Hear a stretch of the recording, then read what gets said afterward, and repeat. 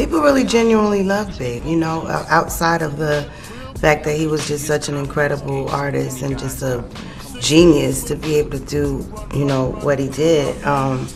You know, he was just a great person, so I think that's the great thing about this film. Take the chance to know the person before you judge the person. That goes with anybody, not just me. I found out things about my son in this documentary that I never knew.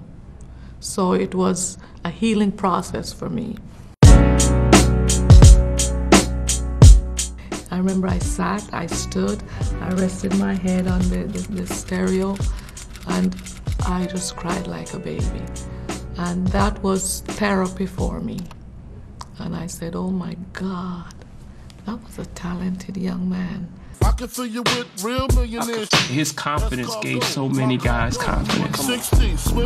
You know, the fans seem like they love him like we do, and we know they didn't know him that way, but I think this film really gives them a chance to somewhat know him in that way. Every time I watch it, I tear up. You know, it's very personal, very, you know, I think people are gonna really be touched. The day Big and I met, there was a photo shoot for Puff and his artist that he had just signed to Bad Boy.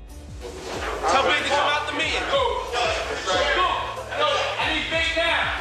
You know, it's crazy to think back on how short of a time it was that we were in each other's life before he left this earth. But I often now think about the fact that, like, it's, you know, it's a very strong bond.